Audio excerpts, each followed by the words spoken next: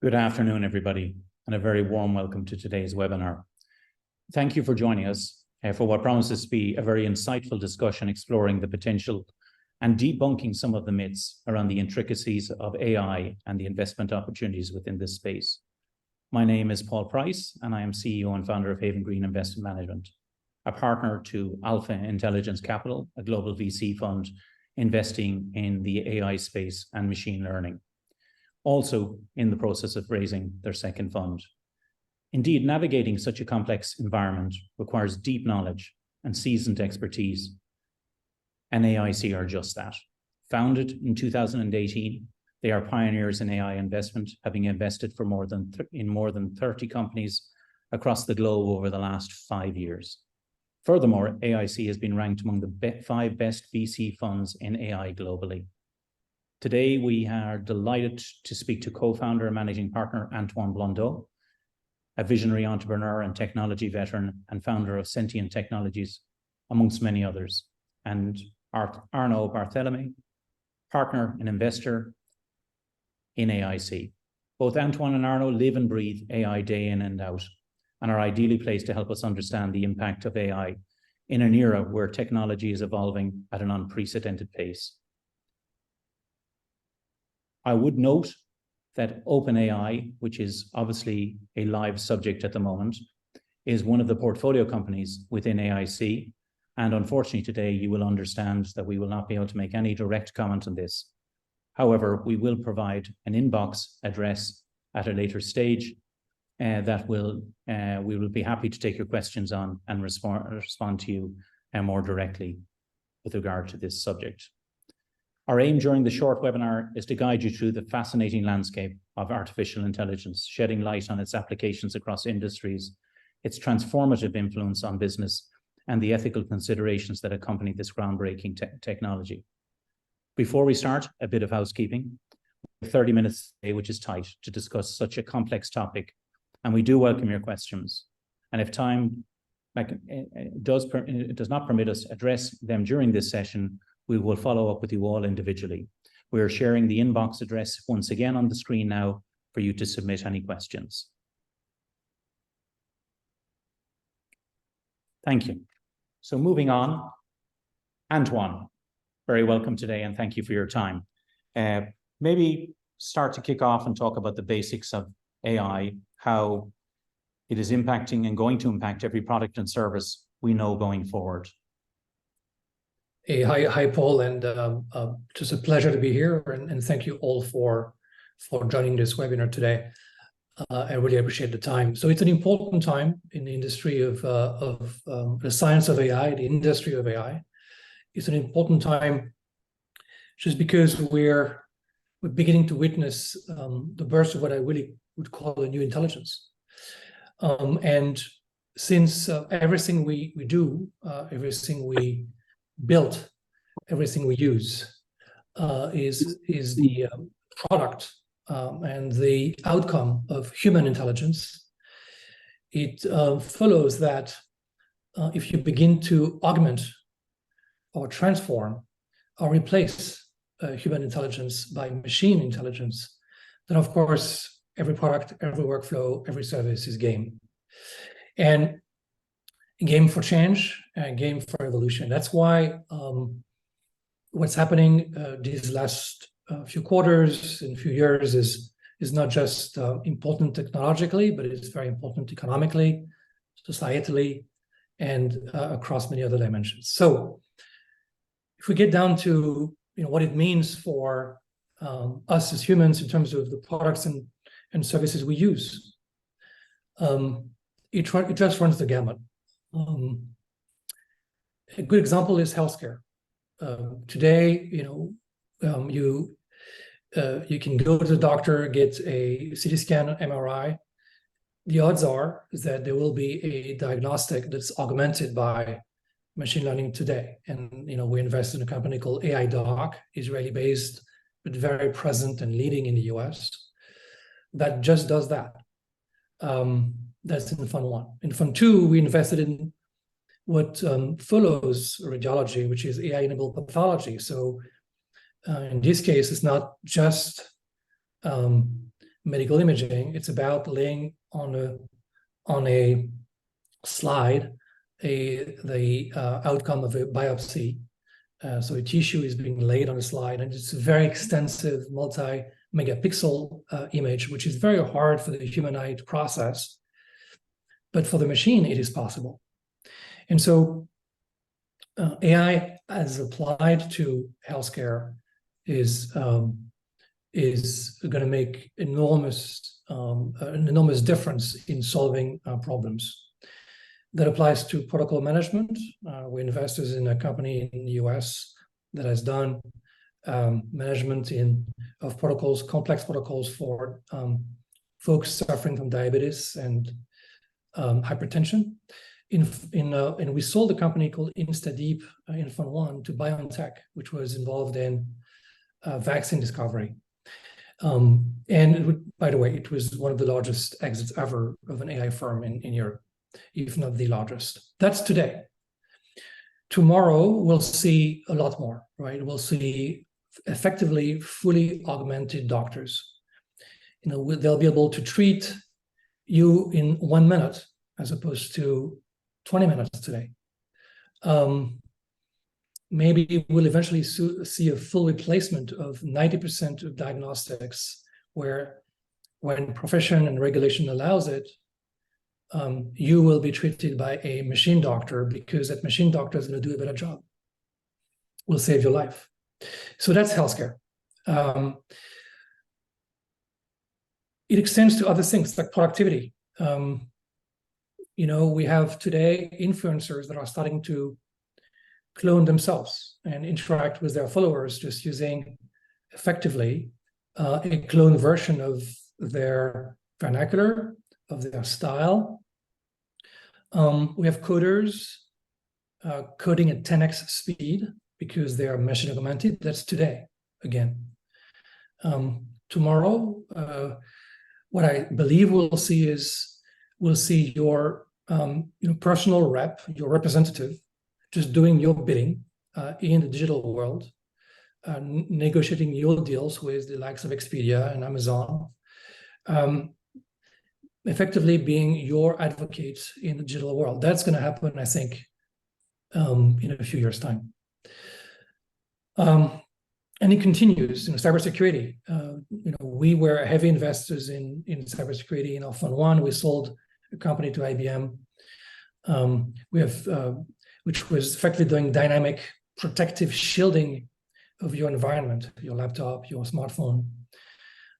We invested in a document security company. Who has access to what document and why? So that you can work or operate fully in a zero trust environment.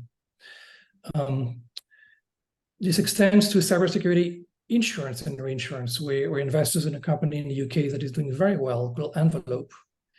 That is in our Fund 1 as well. That is able to price the security risk better than the competition and monetize this by way of insurance. That's today. Tomorrow, what you'll see is the extension of this to things like deepfake.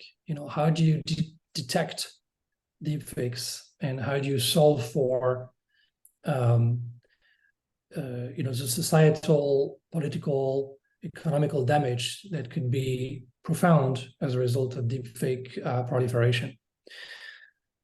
Could apply to entertainment. Today, you can converse with non-person characters in video games in free flow language.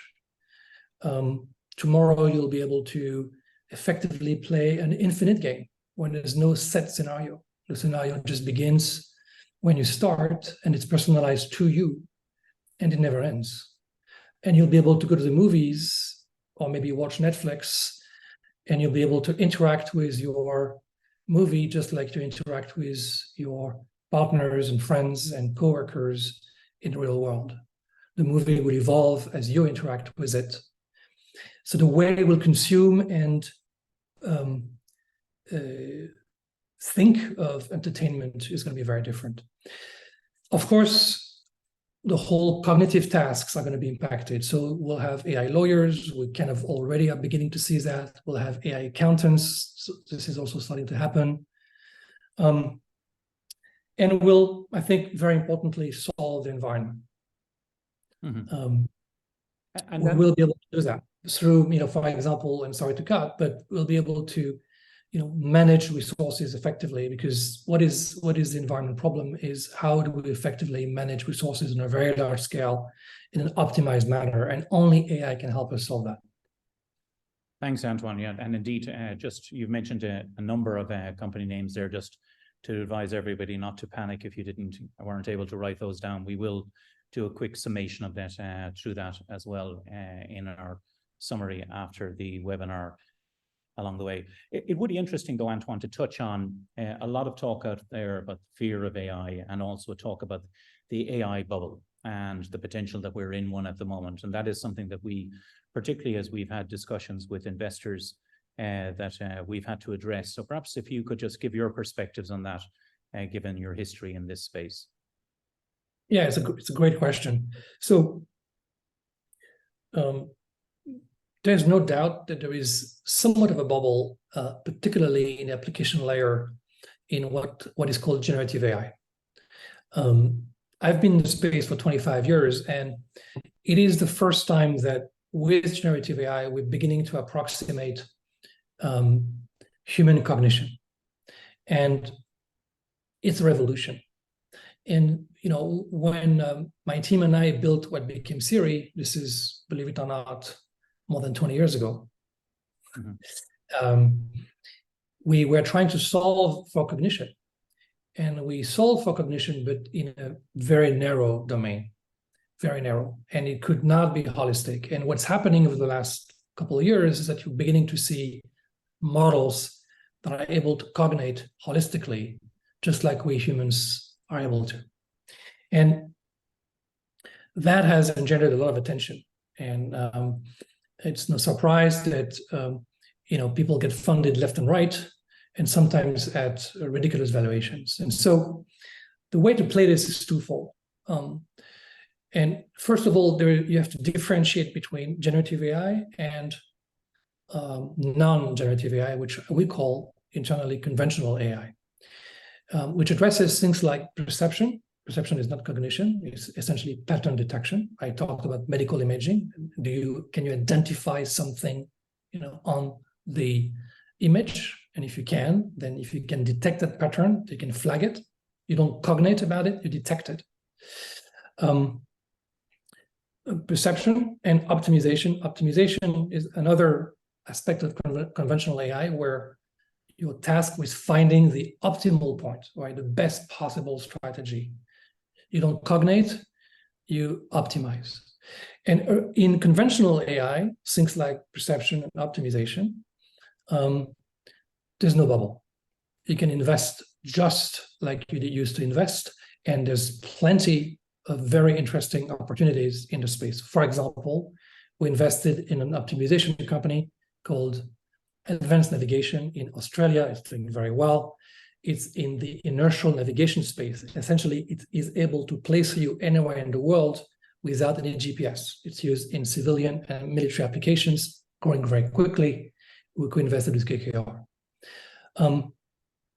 There's no bubble. You're building real businesses, and you can invest as you've ever invested before. And roughly half of our investment goes into this, into anything that is perception optimization. Cognition, generative AI, is a different ballgame, and you have to be more careful, a lot more careful. And there, the second split is where you invest in the stack. Are you investing in the application layer or in the picks and shovels business? And the picks and shovels business, which is a lot less understood and a lot less arbitrage either, there's a lot of opportunities at very interesting valuations. Give you an example. We invested in Fund 2 in a company called Exostellar, which is effectively enabling you to manage your cloud deployment. So you're an AI company, you're using a lot of compute. How do you optimize for cost, for quality? How how do you optimize across the different the allocation of capacity between different clouds. These guys essentially take over your cloud operations and they run it for you at a much improved quality of service and lower cost. That's a good example of an AI-enabled and AI-enabling company in the picks and shovels business, and not being impacted by the bubble, because frankly, it's much harder for the regular VCs to get access to these companies. Indeed, Antoine, and I like this, the picks and shovels in the AI space. I will point out that as soon as you mentioned that you were involved in the development of Siri, it actually immediately responded to my Apple here to ask me what did I want to talk about. So thankfully, hopefully not everybody has heard that on today's webinar. So in terms of those companies that you have, and like, it sounds like care, caution, and common sense is a part of the diagnostic process from your perspective when thinking about these companies. So maybe Arnaud, you're investing in Series A and B. It's very early stage. It's difficult to assess future success of the firms like this. Very keen to understand what you're looking for at this stage of the firm's life. And is there any sort of case study perhaps that you could share with us that tells us how you went through that thought process? Well, that's really a key question. Thanks for asking it. And I guess that's the beauty of the mission of the job. And we are an AI-focused firm, right? So we do invest in AI and real AI companies. And that means that we start with the tech. Technology is extremely important for us. And that is how we start our due diligence. We want to see a technology which is deep and which is differentiated. But this said, obviously, we don't invest in tech for the sake of investing in tech. So we want to invest in teams, in people, in companies which are using technology to address a business problem. And that's extremely important to make sure that you find both deep tech and a strong domain expertise in a company you want to invest in. We want to invest in people who have identified a business problem and who will use technology to address it. And that means that they need to have a strong domain expertise, and they need to be able to build a product which is a must-have, not a nice-to-have, but a must-have, something that people actually in the vertical want to buy. Then, of course, once you have that, which is a lot, tech and a product, you want to make sure that there's a convincing go-to-market strategy, that the business model is scalable, that the pricing is good enough. And finally, and that's very important, you want to see early signs of commercial traction. It doesn't necessarily mean revenues, but you want some clients or potential clients telling you that indeed they want that product, that this product is a game changer. You want to hear that from potential clients. And so meaning that you want to invest at the inflection point where you see the traction starting to scale. I can give you an example of a company we invested in, which was one of our successes with Fund One, and Antoine mentioned it earlier. It's called InstaDeep. It is UK-based. We sold it to BioNTech recently. That was the highest transaction for pure player in AI in Europe. So we were quite satisfied about it. But what is interesting here is how we got that opportunity. And actually, that was brought to us by a friendly venture fund. And what is important here is to see that since we have this very strong technological angle and expertise, many other VCs come to us when they are looking at an AI company. So that's exactly how it happened. So they came to us and told us, look, we're looking at InstaDeep. What they do seem quite interesting. Their AI seems deep, but we are not an AI specialist. What do you, AIC, think of it? So we looked at it. We're quite convinced quite quickly by the tech, but of course it's not enough. We were also convinced by the what I would call the drive and the vision of the founder. It's obviously extremely important. We were also convinced by the fact that they had commercial traction. So there were clients confirming that the product was very attractive. And they were even paying a lot of attention to their cash situation.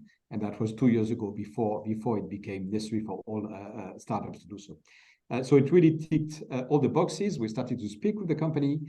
And actually, the company asked us to lead the rounds because since we have this very strong AI angle and expertise, we speak the same language as the founders of such companies. And when we start speaking with them, they want us in their cap table. In this case, they asked us to lead the series, it was Series B. They asked us to lead the Series B with behind us Google, BioNTech, and a few others. So that's a typical example of how we proceed to identify targets and to decide about investment. Yeah, indeed, Arnaud, and thank you. Yeah, it sounds like that network matters, the experience matters. What really comes across, though, is the amount of respect that's out there for what you have demonstrated through Fund 1 and now into Fund 2 in terms of that origination capability. Perhaps, Antoine, you talk a little bit about that. How do you find these opportunities among the myriad of firms that are out there, and then how that filtration process works from your perspective and your experience? Yeah, well, the first thing is that we actually get all of this, and 95% of it is all inbound. I'd say on every week we get 5 to 7 new deals. So it's not the deal flow that's missing, for sure. And so where that comes from, first and foremost, is the personal network. And you need to be good, but you need to be lucky. And we were early in the space. I was very fortunate to start in the space 25 years ago. And when I started to build products and businesses on top of deep algorithmic science, we're just very few people in the world doing that. And these people are still very well connected, and they're all friends. And that is first and foremost. This network of mine and of our partners who've been in the space for a long time just drives just intrinsic or natural deal flow. That's number one. Number two, we've been able to also put together a strong roster of advisors in the fund. So we've got folks like, I'm not going to go through all the lists because it's a lot of people, and some of them are really smart, way smarter than I am, and just very great status in the industry. One of them, Yann LeCun, who's the chief scientist at Meta, and the brains behind Llama 2, the open source models from Meta. And this is a good example. Another example would be Evyatar Matania, the former founder and head of the National Cybersecurity Directorate of Israel, reporting to the Israeli Prime Minister. He built that bureau 10 years ago, stepped down 4 years ago, is now a professor at Tel Aviv University, but essentially knows inside out the entire cybersecurity ecosystem in Israel. And of course, AI plays, as I said before, an enormous role in cybersecurity. And so people like this drive naturally deal flow to us. And the third source, which Arnaud touched upon, is friendly VCs. So Arnaud mentioned how we got to InstaDeep. I briefly mentioned Advanced Navigation prior, a company in which we invested in Fund 2 in Australia. That was brought to us by KKR. So I happened to be an advisor to KKR on all things AI, and when they needed to due diligence and vet the tech props of that firm, they came to me and they came to us, and that led to a thumbs up, and they actually offered us an allocation in the deal, and we came in. So those are examples of how we get deals. I'd say today about a third of our deal flow is generated by friendly VCs, and everything else is essentially our deep personal and advisory network. And in terms of the geographic spread of the opportunities as they come through, so we're seeing it, obviously the different areas are at different stages of development. Perhaps talk a little bit about how that geographic spread works for you as well. Yeah, it's a good way to think about the way we invest is just to do a 40-30-20-10, where 40% is the US, 30% is Europe, with a pretty strong emphasis on the UK, which has been historically a very strong performer for us.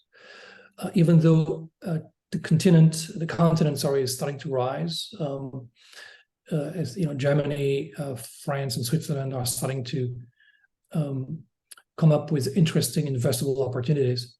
But the UK is still ahead, and significantly ahead.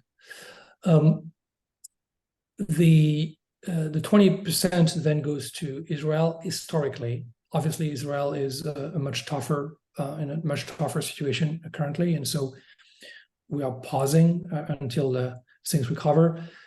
Our view, however, has been that when you invest in Israel, what you're actually investing in is the US market. You're investing in Israeli companies which are typically double headquartered, with development and product based out of Israel and marketing, sales, and management based out of the US. And so we'll see how this evolves, but I think historically it's been a very strong place for us. And then 10% is the rest of the world, but obviously primarily Asia. So Singapore, Taiwan, Australia, India is going to be a rising force for AI. And for obvious reasons, it's impossible anymore to invest in China when you also invest in the US. And so we are not investing in China with our second fund. Okay, and indeed your partner, I know, Terry Chu, out in Asia, she's finding some great opportunities that are there for you along the way.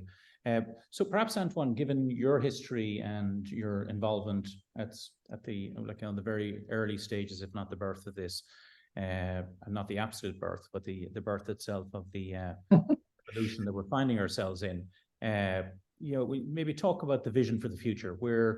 Where does this keep you excited? What do you think is going to happen over the next 5 to 10 years? What's your greatest hope that AI will deliver in terms of a positive net experience and societal outcome globally, perhaps as well, if you go even really big vision on it? Yeah, it's I will be very humble because we in the industry never imagined that this day would come. And we worked very hard to make it happen, but we always thought that it would be a long and heavy and difficult grind. But it is starting to happen. And it happens in ways that are unprecedented and massively interesting. And so I have no doubt that the impact of AI is going to be massive. Innovation is going to accelerate, not slow down. I think we're just at the beginning of this. In fact, it's hard to keep pace of innovation. Even we have a hard time, and we have to rely heavily on our network of advisors to keep us honest. It really is a massive opportunity to lift the world, to make us hyper-productive, to make us hyper-healthy, to solve the environment, and honestly, to solve things like poverty. It's only by allocating in a manner that is optimized the resources that we will solve things like, poverty and the environment. So it's a massive thing. People are always fearful, and I always tell them that, okay, think about medicine. Think about what happened, when we started to discover vaccine, and when we discovered penicillin, it was a giant leap in the lifespan of people, and we will benefit, or maybe our children will benefit from the same amount of progress, just to the power of n. So we will live much longer, much healthier, much better lives, and it's hard to imagine how. And so one of the conundrum here is the world in 10 years, 20 years is going to be very different, but it's hard to imagine how different it's going to be. Just like 20 years ago, it would be very hard to imagine how we live today. And before I talk about what this could be, let me address a very important point, which is the concerns and the fears. It's legitimate that people have concerns and fears. I have my concerns and fears because in some way it's a giant leap into the unknown. And the uncertainty, the pace of change makes people afraid, and I get that. Historically, major innovations have led at times to societal upheavals, which in turns have led to political upheavals. So it is possible that we will see changes. At the same time, the myths of AI, the black box myths, and the Terminator myths requires some debunking and a lot of education. We're not about to exterminate the human species. This is not going to happen. Governments are behind because they don't understand the science, and they will make a lot of mistakes.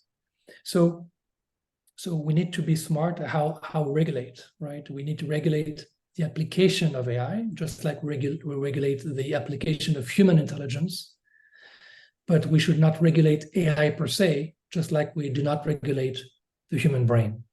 We regulate its application, and we do it very well, right? Every day we give people weapons. They're called cars. And we're able to trust people that they are going to handle these weapons very well, and they are, right? And so we'll give machines weapons, they'll be called cars, and we will make sure that these machines do have the driving license, that obey the rules. That's what we're going to do, and I think we can do it, but we have to be cognizant of how to do it. And maybe, what excites me, let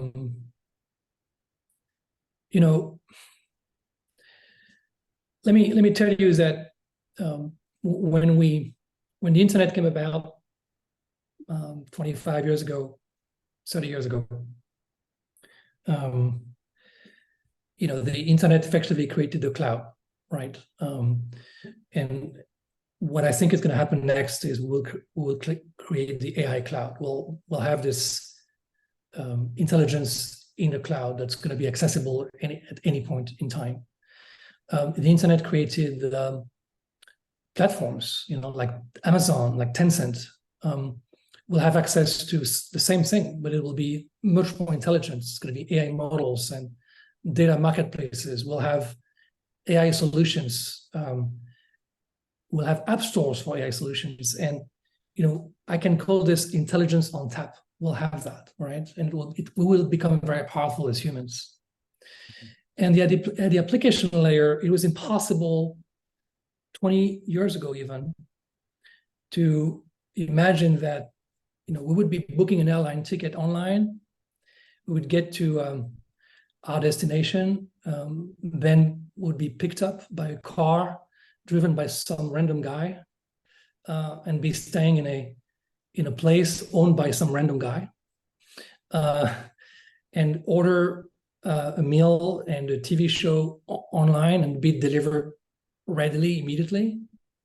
All of this was impossible to imagine 20 years ago. Impossible, right? So similarly, I think it's impossible to imagine what's going to happen in 20 years. Maybe what's going to happen in 20 years is that this debate that we're having will be had not just by us, but by your clone and our clones. And maybe they'll do a better job of it. Indeed. Well, thank you very much. And Antoine, I think our audience will appreciate your passion for this, and Arnaud, your contribution as well. We have people from all over the world have come in for today's webinar. So we thank them. From some people who are staying up late to hear this, and some people who've gotten up very early to hear it. So thank you all very much. We have questions coming in on info@havengreen.eu. We love your comments on the impact side of where AI can be, because that resonates with our own theme and our own mission at Haven Green. And thank you both for your time. Thank you all for attending today's webinar. We'll respond on any questions that have come in, and appreciate all of the time and attention you've given us. Take care. Thank you. Thank you. Thank you very much. Thank you.